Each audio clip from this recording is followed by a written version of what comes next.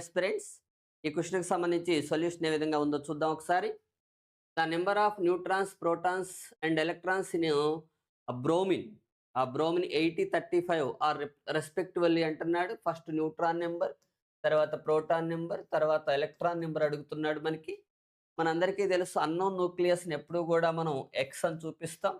X అని చెప్పేసి ఏం చేస్తాం అంటే సబ్స్క్రిప్ట్లో మనకి ఏది అటామిక్ నెంబరు, సూపర్ స్క్రిప్ట్లో వచ్చేసి మాస్ నెంబర్ రాస్తాం. ఇది ద్రవ్యరాశి సంఖ్య, ఇది వచ్చేసి పరమాణు సంఖ్య. ద్రవ్యరాశి సంఖ్యకి ఫార్ములా కూడా ఏంటిదంటే Z+N అనమాట. అవునా కదా? Z+N అంటే ఏంది? Z పరమాణు సంఖ్య, N అనేది న్యూట్రాన్ల సంఖ్య. ఇక్కడ Z అనేది ఏంటిది? Z అనేది ప్రోటాన్ నెంబర్ కానీ ఎలక్ట్రాన్ నెంబర్ కానీ మనం Z అని తీసుకుంటా ఉంటాం. అంటే ఇప్పుడు దీన్ని బట్టి బ్రోమిన్ ఉంది కదా, బ్రోమిన్ రైట్. ఇక్కడ ఏం రాశాడు? 35, 80 అని రాశాడు. అంటే ఇక్కడ ఏ వాల్యూ ఎంత? 80. Z వాల్యూ ఎంత? 35.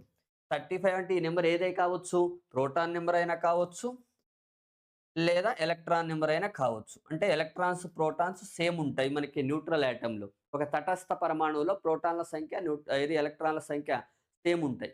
అందుకే మనకి ఇక్కడ 35 ప్రోటాన్స్ ఉంటాయి, అదేవిధంగా 35 ఎలక్ట్రాన్స్ ఉంటాయి. తర్వాత ఇక్కడ న్యూట్రాన్ నెంబర్ కావాలి. ఇక్కడ న్యూట్రాన్ నెంబర్ కోసం ఏం చేస్తాం? 80 = Z వాల్యూ ఆల్రెడీ 35 అని తెలుసు కదా, N. N = 80 - 35 ఏమవుతుంది? 45 అవుతుంది. అంటే N వాల్యూ 45. వరుసను అడిగాడు చూడండి. N రైట్ 45, ఇదే 35, ఇది కూడా ఏమవుతుంది? 35. 45, 35, 35 ఆడుందో చూడండి. 45, 35, 35 ఆడుంది. But this is our answer. ఈ విధంగా మనం ఏది న్యూక్లియర్ ఫిజిక్స్లో ఉన్నటువంటి క్వశ్చన్స్ని ఇలా చేసుకోవచ్చు అనమాట. ఎందుకంటే బేసిక్ నుంచి అడిగాడు, ఇదేమి అడ్వాన్స్ ప్రాబ్లం అయితే కాదు. Okay, thank you.